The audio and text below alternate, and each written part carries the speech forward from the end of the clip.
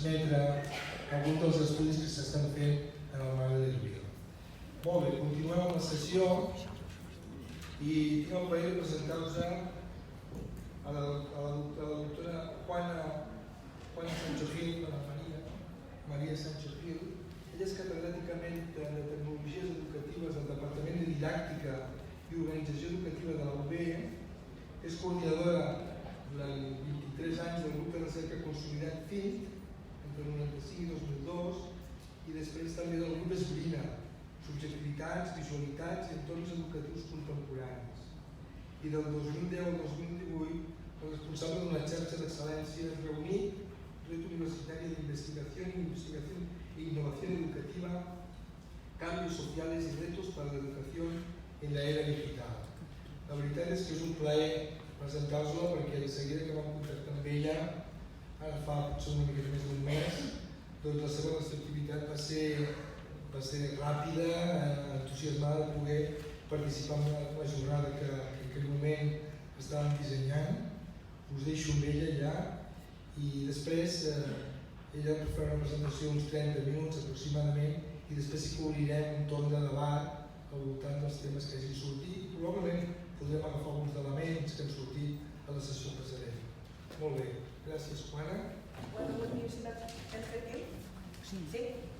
gràcies, Francesc Xavier. Jo vull agrair al Perdoneu, però jo soc molt fatal per parlar darrere una taula. Però fatal. A mi el que m'agrada és passejar, mirar la gent a la cara, mirar si estan implicats o no, si els afecta, si s'emocionen, si s'avorreixen. Mira, em sentiu? No? No massa. No massa? Quan més alt millor. Nosaltres sí, però clar. Clar, esteu aquí. Ara? Sí, bueno. Intentaré cridar. Sí? Millor? Millor? Vale. Sí. Bueno, poder perquè porto molts anys dedicant-me al tema de la docència i per mi la interacció és molt important. Bé, he de dir que quan el Francesc Xavier em va trucar, això de l'Institut de Biodiversitat, que ja sabia que existia, doncs la veritat és que em va interessar molt col·laborar amb aquest institut perquè jo, si soc alguna cosa, soc biodiversa. O sigui, jo penso que la riquesa és la diversitat i a mi això que voler ser, bueno, per mi l'única igualtat ha de ser de la llei, dels drets, de que ningú per ser més alt, més fort, dona, home o inclús, jo no sé, bebè, el que sigui, ha de tenir els mateixos drets i el mateix respecte. Tot el més és diversitat. Si no, per mi no hi ha vida si no hi ha diversitat. I això ho sabeu molt bé vosaltres, no? És el que estudieu. Jo d'alguna manera també ho estudio. Bé, llavors em va motivar. Jo tinc una setmana que ja ho sap, una setmana de heart attack, però bueno, ho vaig posar perquè era important per mi. També perquè ja us diré moltes de les coses, les hem estudiat, hem fet una recerca fa uns anys sobre dones a la ciència i a la universitat en contextes de desigualtat.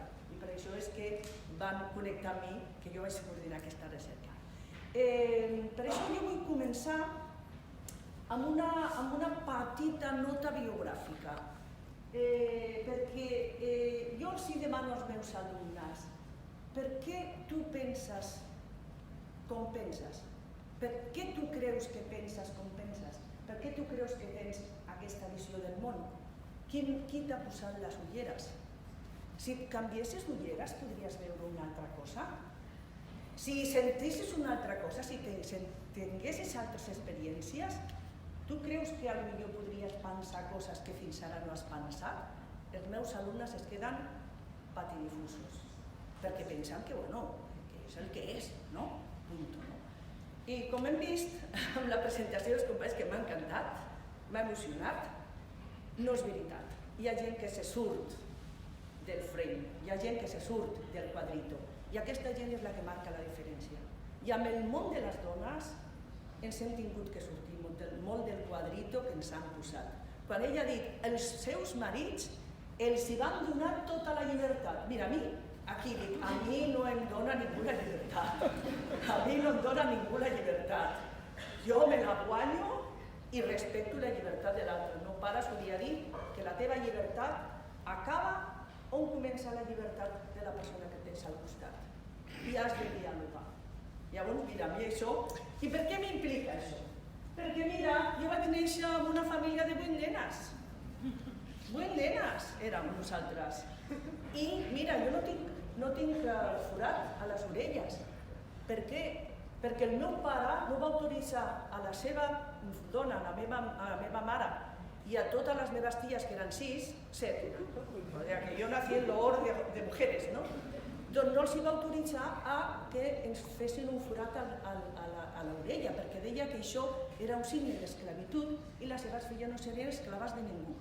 Que quan siguéssim grans, si ens volien fer el forat, que ens faríem el forat, però de la marca de gènere no ho deia això, el meu pare llavors no es deia, però que no, que les seves filles no tindrien un forat a l'orella, d'entrada, després, però em van batejar, i no em van demanar res, això és una altra història perquè era la postguerra. Podem també, el que va ser important, que després ho he anat pensant, és que jo vaig néixer l'any que es van declarar els drets universals per la UNESCO. I jo penso que vaig néixer amb aquesta marca també, encara que els vaig llegir molt més tard, o sigui, no els vaig llegir el mateix any, no? Però jo sempre, clar, jo durant molts anys, a mi em deien, això no pots fer perquè ets petita, o no convé per no sé què, però no perquè ets nena, perquè ets nena. Mai m'han dit això a casa meva, no? Llavors, clar, jo, per mi, a veure, tenir una constitució dona o d'home, m'era igual, però tots teníem la mateixa possibilitat de parlar, d'estar, etc. Això, quan vaig començar a anar, clar, vaig anar a una escola de nenes, a un institut de nenes, a una escola normal, que jo també vaig començar com a mestra, de dones. De fet, fins que no vaig anar a la universitat, jo tenia molts amics sempre, al carrer jugaven nens i nenes, i doncs no vaig tenir aquesta, diguéssim, confrontació. Hi havia gent, no, això no ho facis, que ets dona. Jo, per què no ho puc fer? Mira, un dia, quan estava aquí estudiant psicologia, no, perquè les dones, perquè tal, dic, mira, em guanyo la vida, soc independent, els grups de treball faig la mateixa tasca que tu i a vegades inclús una mica millor. I a més, jo et puc fer una paella i un jersei. A la setmana següent, 5 companys van venir i em van dir, Joana, ens pots ensenyar a fer jerseis? I els vaig ensenyar. Llavors, clar, jo tinc una impronta que després em va ajudar amb la conversa. Quan vaig llegir aquesta obra, jo tenia com 10 anys, dic, uau, hi ha gent que pensa com jo, perquè al principi pensava que només pensava jo, perquè les meves germanes també són dones molt fortes, molt autocultal, però no tenen la mateixa, cadascú som diferents, lo de la diversitat.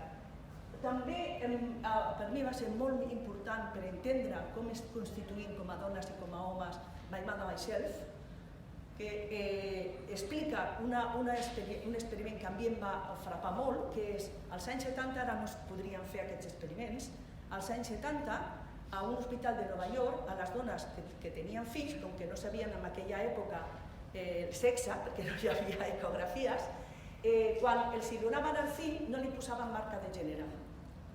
Si era una nena la podien vestir, no els posaven de rosa i de blau, o la floreta al cap, com posen amb algunes nenes. I llavors, si els deien que era nen, la mare començava a parlar amb el nen amb un to corporal i de veu totalment diferent que si li deien que era dona, des del naixement. A mi això em va afectar i comences a pensar, a veure, és veritat, jo soc diferent que tu, tenim una constitució diferent i a mi m'encanta que sigui així, però som millors, som pitjors. Hem d'estar subjugats i subordinats uns als altres? Uns estan autoritzats a fer unes coses i els altres no?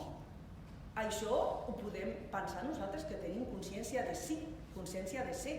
Potser un lleó o un gat no s'ho pot plantejar, però se suposa que un ésser humà sí, i podem devenir de maneres diferents.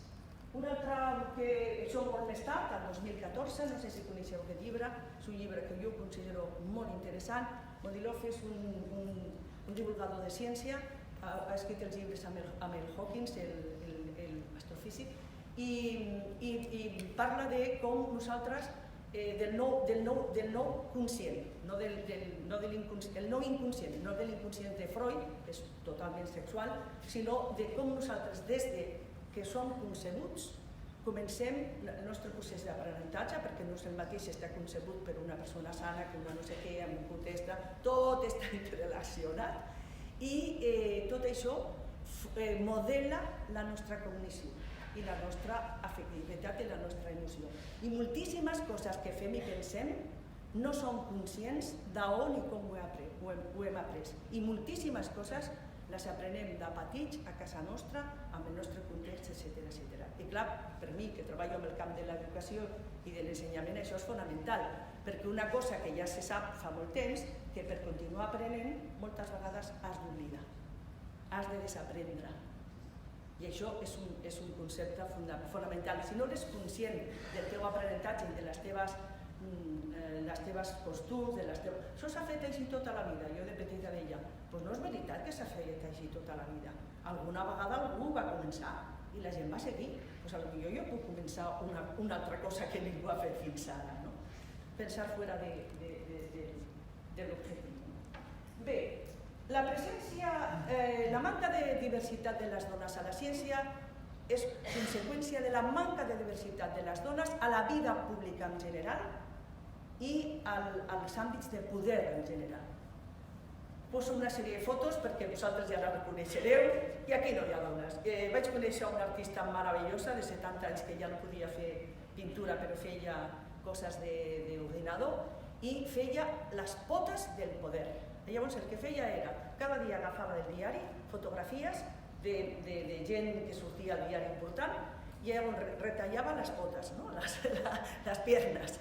I en un percentatge altíssim sempre eren homes. I era impressionant veure totes aquelles fotos de cames d'homes i uau, ¿dónde estamos y cómo estamos? Bé, ja coneixeu, en aquest moment, segle XXI, hablan por sí solas las imágenes, ¿no? Al G20, bueno, no diré res perquè les imatges parlen, no? Les dones a baix i els homes a dalt, les persones que estan al càrrec dels bancs, de les finances al món, bueno, aquí hi ha alguna dona més, però vaja. Però les dones, malgrat això, malgrat no haver tingut, bueno, abans, quan les dones tenien algun protagonisme, doncs això era per herència, no? Reines, emperatrius, sempre hi ha hagut dones importants. Si mirem la història, sempre hi ha dones que s'han sortit de la caixeta, sempre. Moltes vegades amb molt dolor i amb molta pressió, no?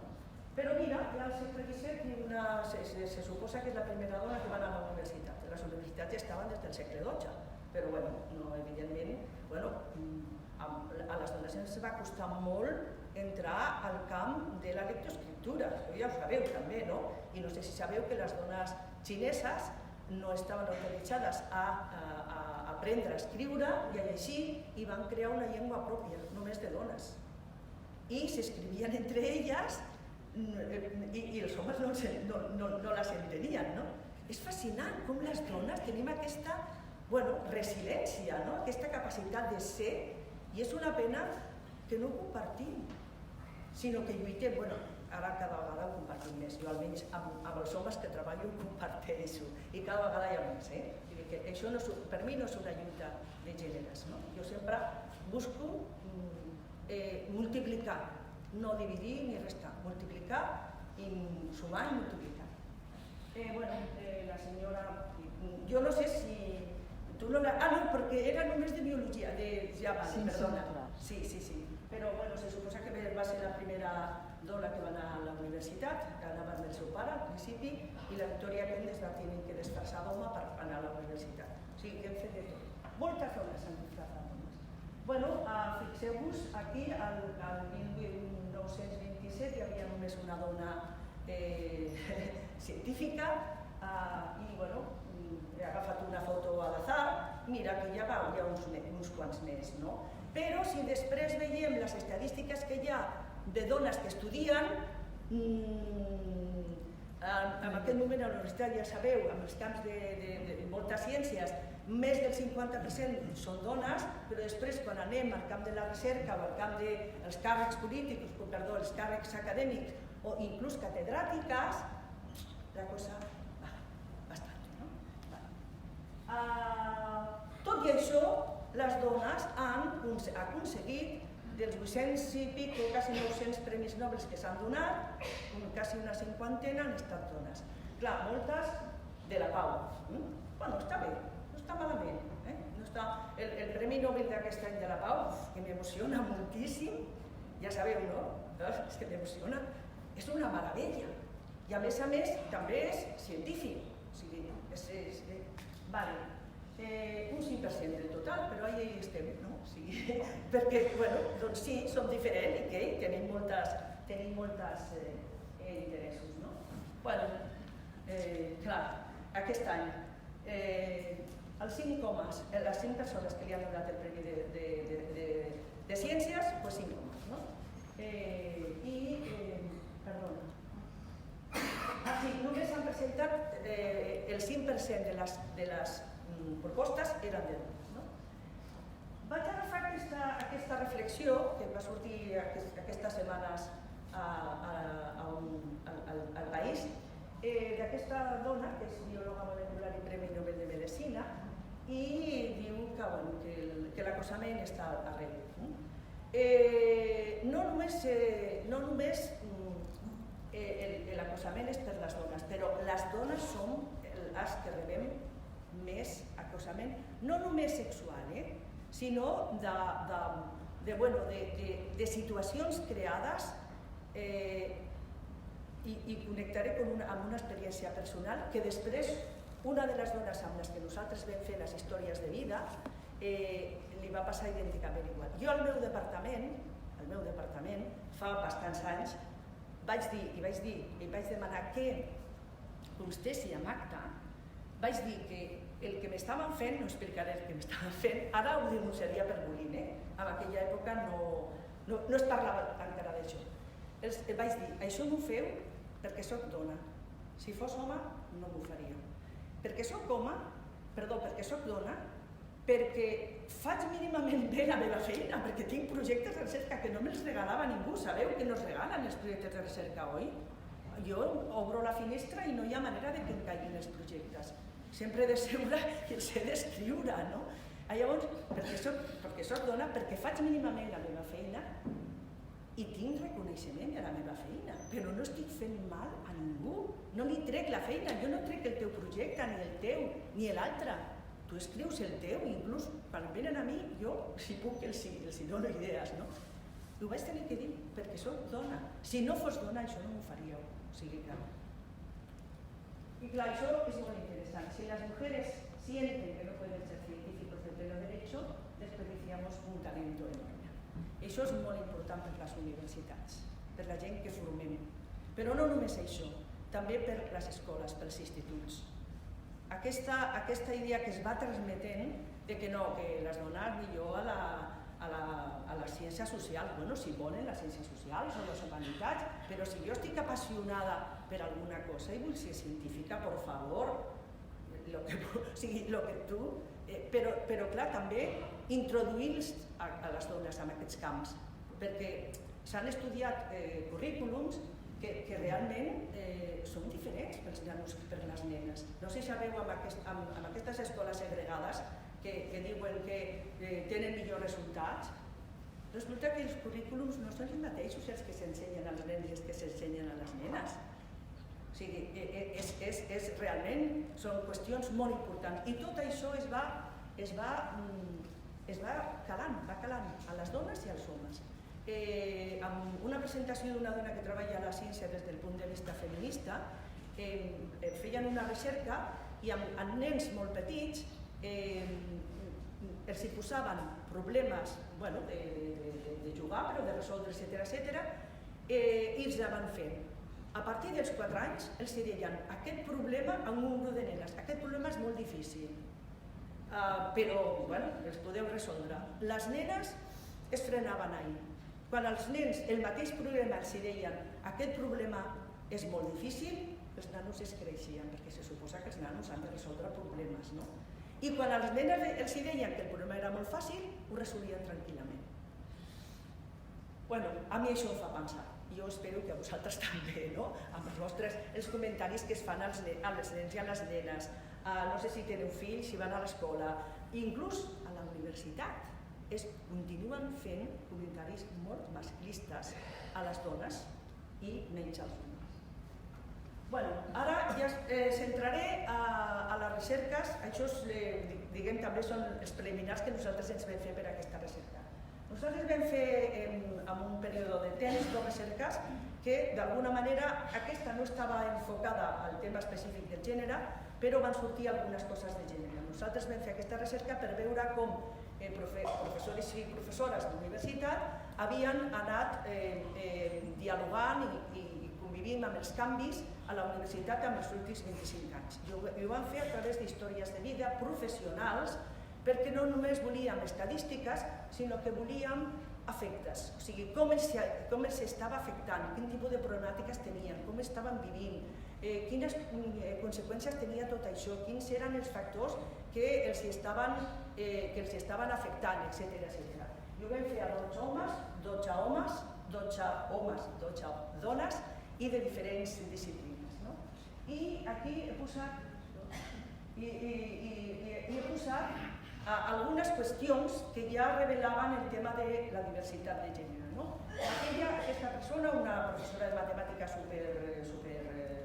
una catedràtica de matemàtiques molt... El que diu és que ella pensa que a la universitat ella pensa que si treballes i que si fas, si t'esforces, etc., doncs pots arribar a les totes que tu et planteges. Però que ella no ha volgut mai tenir càrrecs perquè vol cuidar-se dels fills. Vaig a cuidar dels fills. Vull cuidar dels fills, ja. També hi ha homes que volen tenir fills, però cuidar-los ja és una altra cosa. I a la dona, clar, llavors això s'ha de tenir en compte. Per mi, a veure, és una decisió, doncs bueno, no? Llavors després hi ha una altra dona que deia, un home que deia, no, aquest és el de la Universitat de Harvard, ve després, doncs que les dones, el de la Universitat de Harvard deia que les dones no es poden dedicar a la ciència perquè no volen estar molta estona al laboratori, volen marxar a casa a cuidar els seus fills. Bueno, per què no? A veure, un està molta estona al laboratori i no se li acut cap idea, i un altre està 50 minuts i se li acuden 50. O sigui, per què som tan reduïts amb el nostre pensament? Dice la otra, profesionalmente creo que me ha quitado muchas posibilidades, porque yo mismo no he optado en determinados puestos porque sabía que eso iba a impedir cumplir con los hijos. Bueno, una investigació que va fer l'Associació de Dones de Ciència i Tecnologia, una cosa que deien les dones, moltes d'elles no volien càrrecs perquè no els interessava el poder. Moltes persones opten a càrrecs a la universitat perquè pensen que tenen poder. I això treu una quantitat d'altres coses. Les dones no estem en general, cuidado, no es pot dir al 100% tan interessades en això.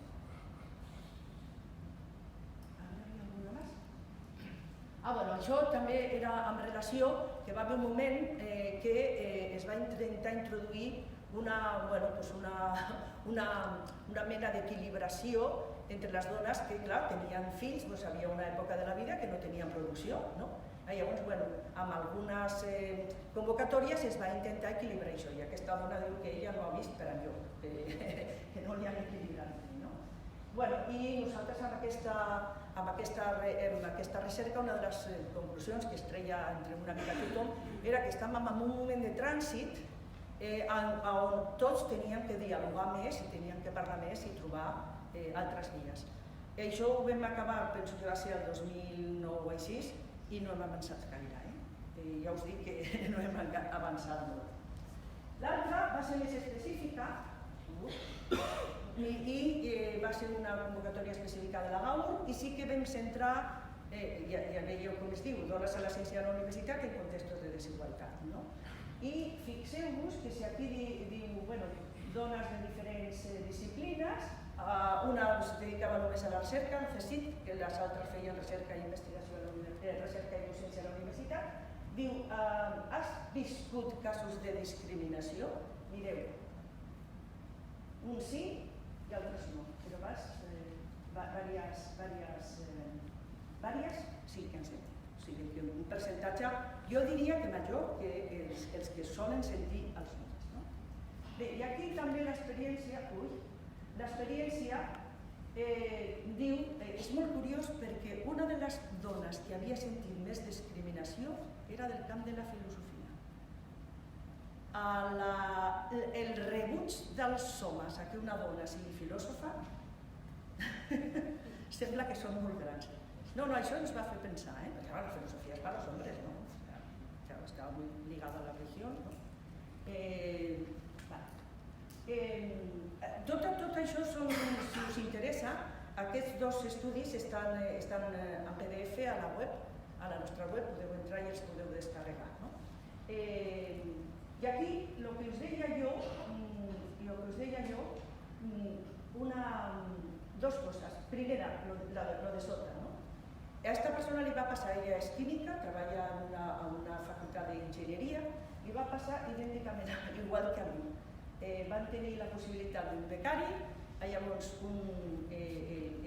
l'home del seu equip se'l van portar i la va deixar sense la possibilitat de becari. Ella diu, m'ho has fet perquè ets home, perquè soc dona, a un home no li hauries fet. O sigui que també va. I aquí el que és interessant és el paper de les pròpies dones per, d'alguna manera, no deixar volar, per si volem dir així, a les dones que estan disposades, perquè has d'estar disposada per aterrar i per volar. Tot és una decisió i tot té conseqüències, jo no dic ni un ni altre, però que vulgui volar perquè li hem de tallar les ales. Llavors aquí ella va començar, on va començar era no era una facultat d'enginyeria, era una escola d'enginyeria i la gent no necessitava doctorat. Llavors ella va ser la primera dona que va voler fer un doctorat i les seves companyes li deien que per què fer un doctorat, que ja tenia la plaça, era titular d'escoles universitàries i que no els interessava. Clar, ella no es va sentir recolzada ni per els companys ni per les companyes. I anirem... el tema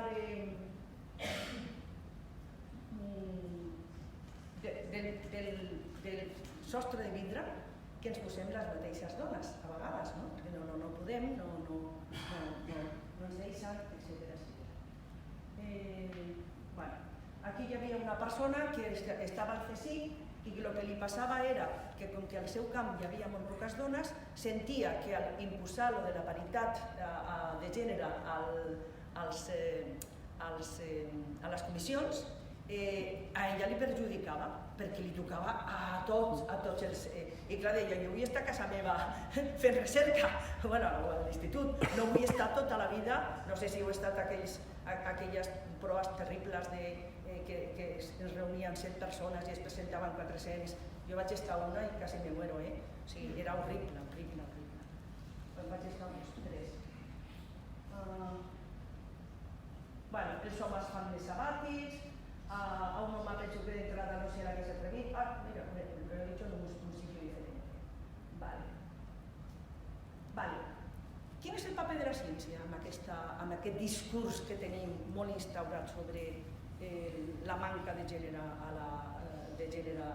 o la manca de diversitat de gènere? La ciència ha modelat molts discursos, i tenim que ser molt curosos sobre el tipus de discurs que vehiculen les nostres recerques. Jo almenys ho vull ser. S'han d'esgrimir raons genètiques, són diferents, clar que són diferents. Afortunadament són diferents, però són diferents vol dir que són millors? Hi ha coses que nosaltres no podem fer? Aquestes són les preguntes. No podem dir no, perquè jo he nascut home i ja soy un macho alfa. Bueno, resulta que tenim cultura. Imagineu-vos des dels homes primitius Bueno, ara algunes coses també són una mica primitius, no? Però bueno, se suposa que hem creat uns altres marcs, no? No sé si us recordeu que el rector de la Universitat de Harvard va tenir, va ser molt criticat perquè va dir que la recerca, el research in behavioral genetics is showing that things people previously attributed to socialization weren't due to socialization after all. Per ell era biològic, punto pelota.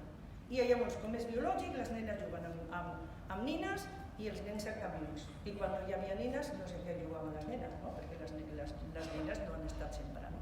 Bueno, a partir d'aquí hi ha una sèrie d'investigacions que diuen que, per exemple, la González, que va ser la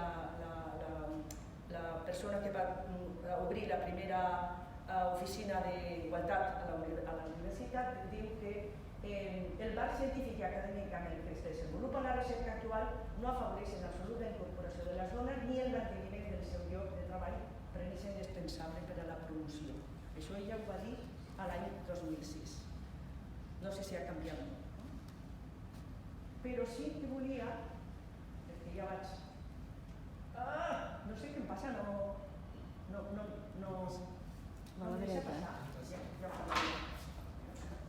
S'ha revelat. Ui.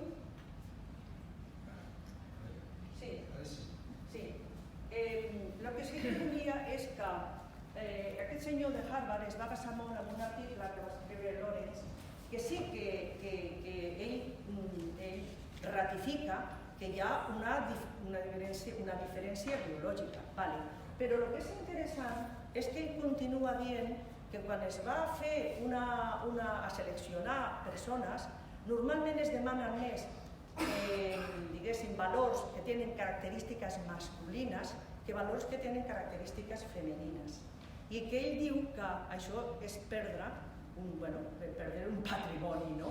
I que el que s'ha de fer és introduir més aquestes dimensions que se les considera com a més femenines, no?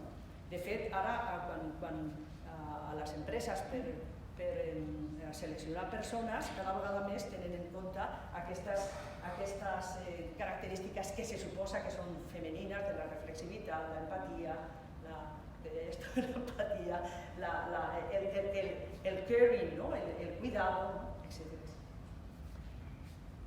Però la història continua. Ara mateix s'acaba de traduir al castellà i al català un llibre d'aquest senyor. I aquest senyor diu que la regla és per viure i per no parar el caos. I aquesta regla és mantenir l'estatus quo. Llavors aquestes són, diu, hi ha una crisi de masculinitat perquè es culpa l'home per el fet de ser home. Esto lo dice un señor que és llicenciat catedràtic de psicologia i psicòleg clínic. Jo em vaig quedar al·lucinada que al segle XXI pogués llegir això. Posaré les ulleres que necessitem rutina i tradició. Home, clar, el orden establecido. No puedo, no? Això és ordre. L'ordre pot acabar resultant excessiu, que això no és bo, però el caos pot negar-ho tot i ofegar-nos. Però sobretot és això, que les dones petites en casa, ¿no? La vida es patiment. Buda ho va afirmar, sí? Tiene una cara de patido, ¿eh? Si yo de veritat és que a mi hi ha coses... Jo sempre miro autofocus, no? Dius això, el cristianisme descriu aquest mateix sentiment amb l'imaginari del crucifix i diví, socorro, ¿no? O sea, y las mujeres poniéndole la toallita, ¿no? Hem passat d'intentar convertir les dones en homes a intentar convertir els homes en dones. I això no convé a cap dels dos sexes. Això implica un diari al segle XXI. Jo no vull que un home sigui dona, vull que sigui un home, però vull que sigui un home intel·ligent, empàtic, complex, etc. Bueno, i ja, no hi ha manera. Sí, no, jo estic acabant. Què li passa? No ho sé. No. Vale. Jo llegeixo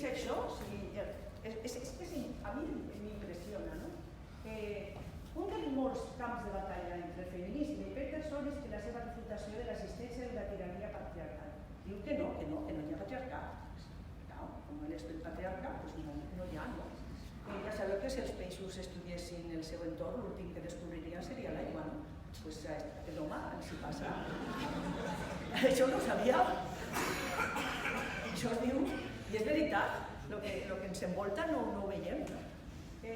Diu, la biologia evolutiva i la neurociència demostren que les jerarquies són increïblement antigues. O sigui, per mi, aquest senyor confondre una diferència amb una jerarquia, on anem? A veure, i a més, una de les coses, i això ho sabreu més vosaltres, no? Em sembla que els ADN són molt semblants, inclús a la mosca del vinagre, no? Vull dir que, dius, però com podem dir aquestes coses, no? O sigui, no sé com podem dir. Diu, crec que són obliga l'existència encara de desigualtats entre homes i dones, principalment les que són mares i la resta. Sí, com que si les que no són mares ja ho tenen tot, no? Flors i liones, no? Però sí que rebutja que sigui conseqüència de la societat capitalista i d'una qüestió de gènere. Doncs quina casualitat que siguin totes les dones les que estiguin en inferioritat de condicions de la majoria dels homes. O sigui, quina casualitat, no? I a veure una cosa que és interessant, diu aquí. Diu, ha llegit la Bíblia i Marx, jo li hagués recomanat llegir altres coses també, i el que diu, el fet que en societats on més han promogut la igualtat de gènere com els països escandinaus i Holanda, la majoria de les paretes continuen sent homes i les dones, les infermeres, demostren diferències físiques d'interès temperamental i preferències que no poden ser ignorar ni categoritzar. Vale, molt bé.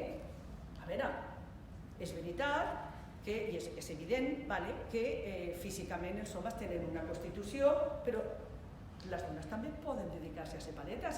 I si us recordeu, les antigues repúbliques soviètiques estaven plenes de dones paretes. Aquest home és que no ha sortit de la seva casa, no? O no ha llegit molt, no? O, per exemple, qui va remodelar i reconstruir totes les ciutats a Alemanya? Una gran quantitat de dones. Què passa quan hi ha un desastre, inclús quan els homes se'n van? Qui treu de la misèria a tota la família, a les dones?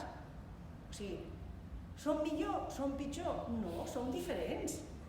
I juguem papers diferents. Però per què ens hem d'enfrontar? Per què ens hem subjugat? Aquesta és la pregunta que jo em faig. Bueno, i continuem, les dones estudien més a la universitat, a totes les carreres, i les estadístiques. En aquell moment, són de les últimes estadístiques, 60% tituladas y solo 14% rectoras. Las mujeres son la mayoría entre los estudiantes, pero menos las tituladas universitarias, tienen peor inserción que los hombres.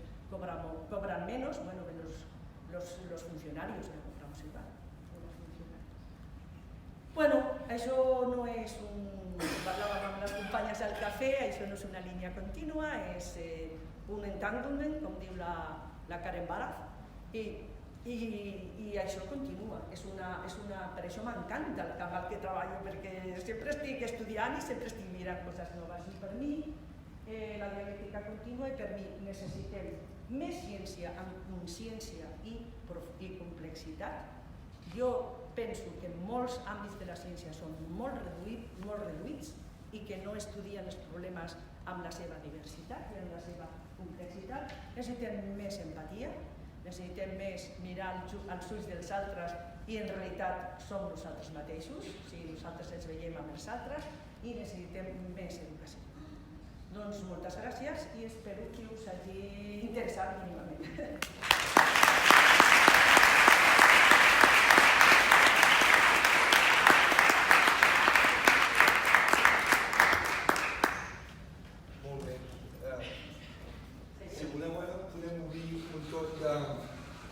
De qüestions que hagin sortit arrel de la presentació de la Juana Maria i també s'han anat toncant també les presentacions que hi ha hagut abans. Que estaven molt connectades. Exacte.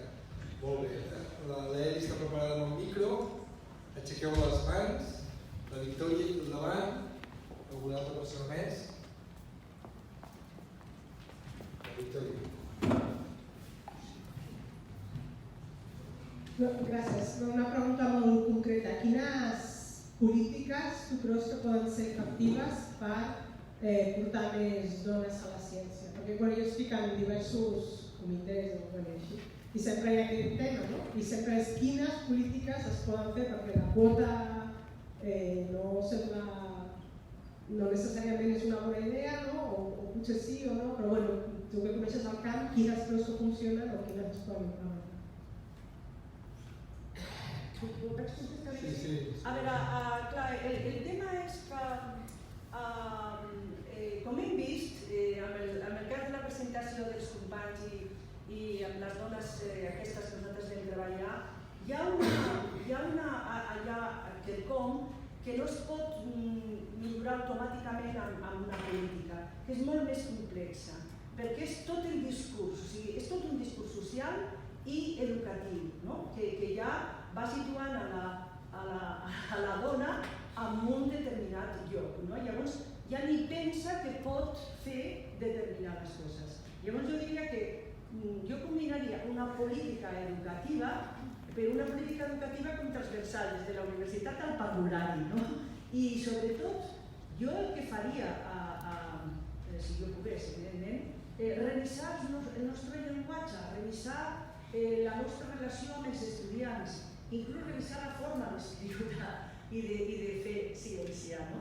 Perquè, per una banda, hi ha persones, no són dones, també homes, que pensen que això és una cosa impossible, que solo és para, no sé, màsters de l'univers o coses així, i per altra banda, tot això va molt bé, i clar, això crea un discurs com d'elit, com de que només si ets extraordinari i tal, no? No és tan fàcil, clar, perquè després, jo no sé, això és un altre tema, però a l'acadèmia i a la recerca hi ha molta enveja entre els companys. No sé si vosaltres teniu aquesta experiència, no? A mi m'agrada l'enveja lluminosa, no? Quan veig una persona que fa alguna cosa, dic, uau, quina bona idea, no? Quines idees em dona, però l'enveja amarga és molt dura, perquè la gent no només no s'alegra de lo que fan els companys, sinó que els fa mal de fetge. Llavors intenten vomitar tot el que poden, no? Llavors jo intentaria canviar la cultura, una cultura més de col·laboració, més de, no sé, i no tant de competitivitat, perquè clar, estem en una societat que és dura i competitiva. Jo, com diu aquest senyor, la societat capitalista té molt que veure amb la competitivitat. No ho sé, ja m'agradaria. Jo el que intento és canviar el discurs. Si no podem canviar la realitat, canviem el discurs, ja el millor. Hola, vull fer una pregunta també. Has comentat la importància de les ulleres amb les que mirem la vida i a mi em sembla que un primer pas per això seria que cadascú faci l'exercici de dir jo amb quines ulleres estic mirant el món. I això suposo que reflexa molt la família a la que està.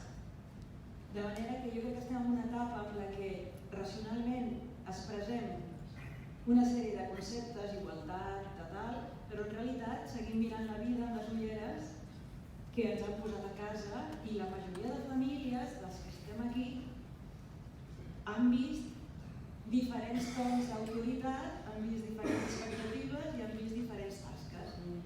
I entenc que el primer que hem de fer potser és preguntar-nos quines ulleres tinc jo, no?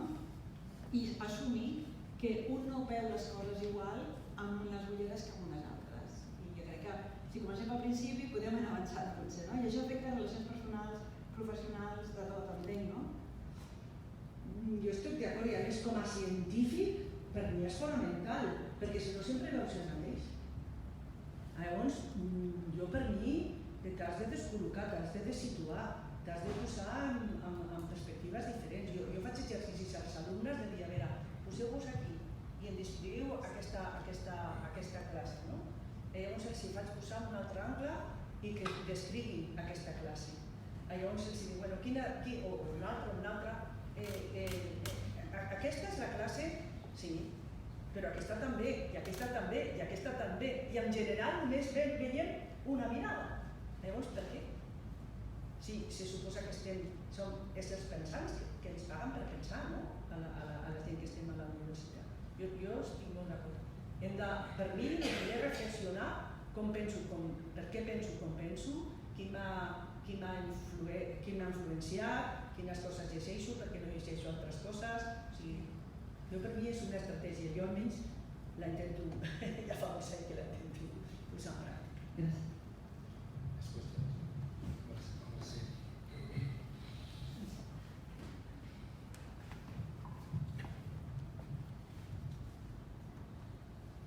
Jo crec que en els darrers anys la cosa s'ha amortiguat, en el sentit que coneixent més o menys el professorat de facultats de ciència i dintre de les ciències també contemplo la medicina, el nombre de dones que han assolit un determinat càrrec cada vegada és superior. Es diu que la medicina s'ha feminitzat.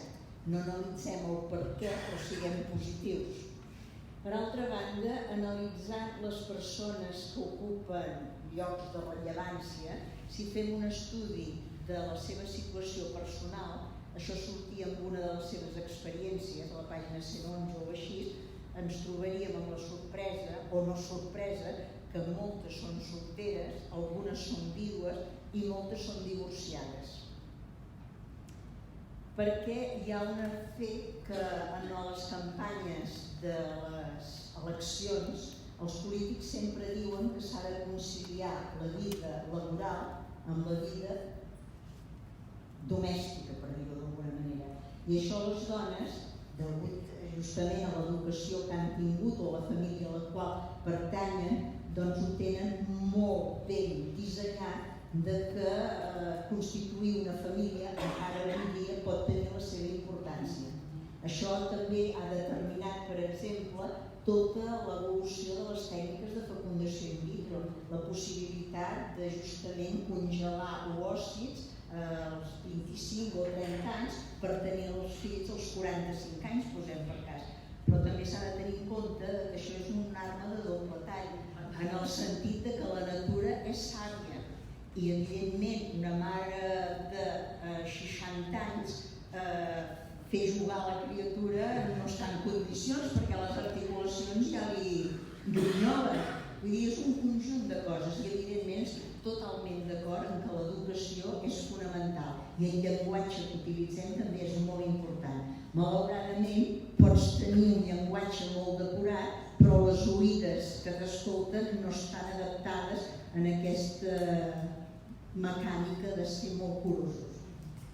És molt interessant. Si me permeteu, us vaig aconsellar un llibre, una novel·la de la Gemma Lienes que es diu El fil invisible.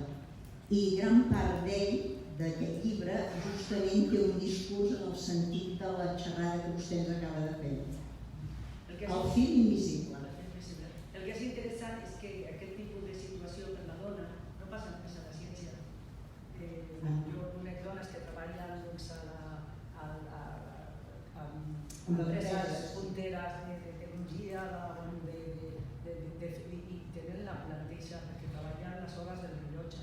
Llavors, clar, aquesta idea de voler desenvolupar totes les teves dimensions, jo penso que això seria ja una discussió social. A veure, per què no organitzem la vida de tal manera que en cada moment puguem, no? Jo penso que es podria fer, però bueno, i és veritat, cada vegada les dones repassen més des de la maternitat, és així.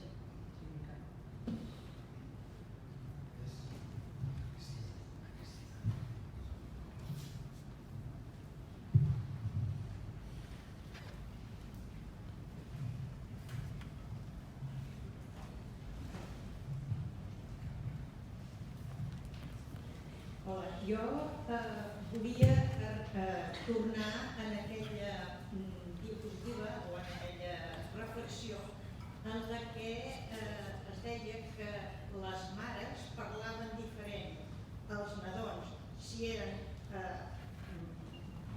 nois o si eren noies. I penso que en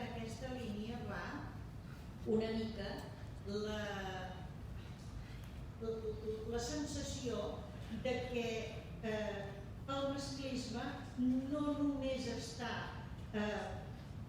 propugnat pels homes, sinó moltes vegades també per les mateixes dones. Això per una part. I per altra part, la impressió de que les mares tenen més lligam amb els fills que els pares. Bueno, suposo que perquè fisiològicament doncs hi ha un lligam que no es pot evitar. I per tant, estan més pendents d'atendre la seva família que els homes, que molts d'ells segur que també estan i tal i qual. Però, en fi, aquí hi ha un problema que no és només cultural, sinó que és fisiològic, crec. Bueno, has tocat un tema que no he volgut tocar, tenia mitja hora i era mucho tomate, i que crea molta controvèrsia.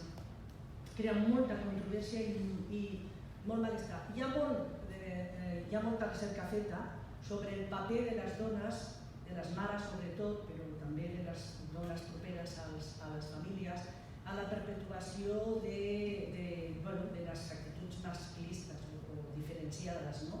Però crea molt malestar.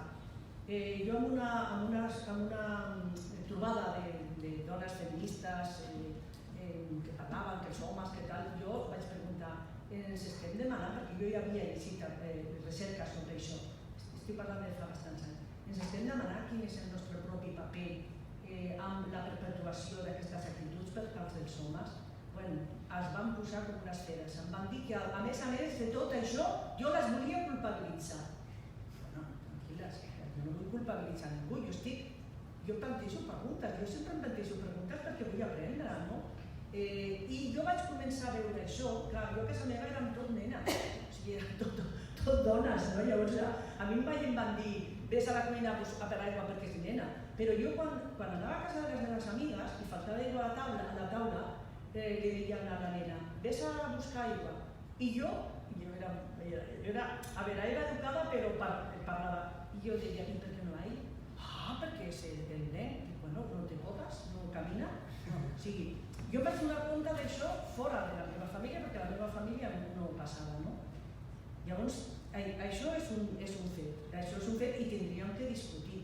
Llavors, després que l'attachment que pot tenir la mare amb els fills i no amb el marit, també és un tema de molta recerca i hi ha diferents visions, però s'ha de tenir en compte. S'ha de tenir en compte, sobretot, el que parlàvem de les ulleres, no? O sigui, per què mirem com mirem, no? I quines evidències tenim i quines experiències, etc. Però és un gran tema. I les mares que no deixen volar a les filles, hi ha recerques impressionants. Jo conec casos.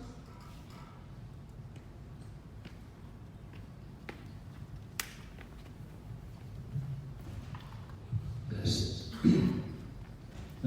Veig que soc el primer home que pregunto alguna cosa. T'ho agraeixo molt. No, sí, certament. Sí, en aquesta sessió sí. I començaré amb un toc d'humor dient que unes meves cosines, que són 5 filles, com s'ho prenia el pare, només 5 filles, la dona, i deia 5 filles i una mare, 6 dimonis per un pare. Deia, és dir que no ho veia clar. Però en fi, el que de polítiques, la Vicky abans t'ha preguntat si hi havia polítiques, quines polítiques podríem posar en marxa, etc. I has dit que és lògic que no ho veia clar. Jo vaig a preguntar un xic més concret. Les persones que, essent homes o essent dones, en el meu cas essent homes, estem convençuts encara hi ha una desigualtat que hem de superar, etc. Però que segurament jo dec tenir actituds educacionals que em desvien d'aquest meu pensament. No dic pas que ens facis un decàleg de què hauríem de dir, però no podríeu, les que feu recerca en aquest camp, donar algunes consignes relativament fàcils de comportament per mirar d'evitar alguns tics que perpetuïn aquesta història. Això és molt bona, mira, gràcies per donar-me-les. Perquè nosaltres, clar, tenim diverses recerques que d'alguna manera es connecten, no? Nosaltres un exemple. I és una bona idea, li donarem voltes. Sí, és una bona idea. I una cosa que és interessant, el teu parent o conegut deia 6 dimonis per un pare. Mira el meu pare quina diferència. Nosaltres érem 8 i a més la meva mare eren 6 o 7 i una tia. Llavors ens trobàvem algunes vegades, per exemple, per Nadal, 16 dones o 18 i el meu pare. I ell deia, yo soy como la Virgen entre todas las mujeres. Una actitud ben diferent. Més preguntes? Una qüestió més? Us puc fer una pregunta? Jo és que soc molt preguntona. Una vegada en un seminari em va donar el diploma de la persona que havia fet més preguntes. Us ha interessat? Us ha fet pensar alguna cosa que no havíeu pensat? O connectar amb alguna que no havíeu connectat? O us ha inquietat? Sí? Una miqueta? Bueno, jo no m'ha valgut la pena. Jo faré un comentari. Jo diria que ens ha interessat, però a mi particularment m'ha interessat, i també una mica aquesta reflexió de que les polítiques no poden ajudar, o és difícil que ajudin, perquè són imposicions i aquí hi ha un aspecte cultural i educacional molt fort, i aquest prisma que ho veus, que deia la companya, la Rosina, de les ulleres, aquestes ulleres de les portes de casa. I que després canviar els teus comportaments, a veure, ho intentem, però hi ha un bagatge que és difícil. Jo, per exemple, al nostre grup de recerca hi ha hagut moltes dones, hem tingut més dones que homes. Ara potser està més equilibrat, però han passat moltes dones treballant amb nosaltres i a vegades a mi m'ha costat comprendre-les. Venia cap a casa i dic, hòstia, tu, i llavors ho he comentat a casa i m'agrada dir, escolta, a veure, i ho analitzes, ho racionalitzes i dius, doncs és lògic. I aquesta feina que fem costa molt i no tots som capaços de fer-les, jo moltes vegades no soc capaç i he de reconèixer, i potser ara quan en Joan deia a veure, un vademecum de comportament, doncs home, no aniria malament d'alguna manera, perquè probablement moltes coses se'ns escapen perquè són intangibles i perquè tenim les ulleres que portem, el nostre bagatge educacional, que probablement canviarà, no sé si en la bona direcció o no, perquè has explicat les coses en perspectiva de temps han canviat, però tampoc tant. Déu-n'hi-do que han canviat, però ens hauria agradat que canviessin més. Perquè jo penso que els homes es perden moltes coses de les dones i les dones ens perdem moltes coses dels homes. I acabem, entre cometes, només tenint contacte amb les que no són tan beneficioses. Jo penso que són dues perspectives que tenen molt que aportar-se, que tenen molt que aprendre una de l'altra, però per això s'ha de tenir capacitat per aprendre. I per tenir capacitat per aprendre, jo sempre els dic als estudiants, sobretot de màster i doctorat, que per ser recercador s'ha de ser humil. El primer que s'ha de fer és reconèixer la ignorància. Llavors, si tu penses que ho saps tot, ja no t'inviguis a la recerca. Si ho saps tot, ja no tens que estudiar. I jo a vegades penso que no sé si és per manca d'autoestima o el que sigui, però als homes els costa molt reconèixer que no saben. Jo conec algunes dones que també s'ho passen fatal, han de saber tot y es horrible, no sé bien, no sé nada, siempre estoy aprendiendo. Sí, però és una bona reflexió. Mira, me porto un encàrrec. Bueno, jo també li he dit al director del centre que en part vaig acceptar, perquè ja us dic que tinc una setmana molt intensa, vaig acceptar per dues raons. Una, perquè el tema em va interessar molt i clar, portem treballant temps i poder-ho compartir amb vosaltres ha estat un plaer. I l'altra, perquè jo tinc un somni, ja soy mèdica i tot, però és igual, el somni de crear un pla de recerca educativa que pugui combinar i pugui fer convergir les diferents mirades disciplinars. Jo penso que l'aprenentatge és una cosa corporalitzada que comença quan et concebeix la teva mare i el teu pare i a partir d'allí tot et va configurant d'una manera molt complexa. I està la ecologia, el mig ambient, les vibraciones, la química, tot, no? I m'agradaria molt poder fer un programa sobre l'aprenentatge que pogués convergir tot això. Vaig pensar, bueno, a veure si un dia vaig a fer un cafè amb ells i els hi convenço fent alguna cosa. O sigui que he vingut per interès. Molt bé. Doncs ho deixem aquí, si us sembla bé. Gràcies, Juana.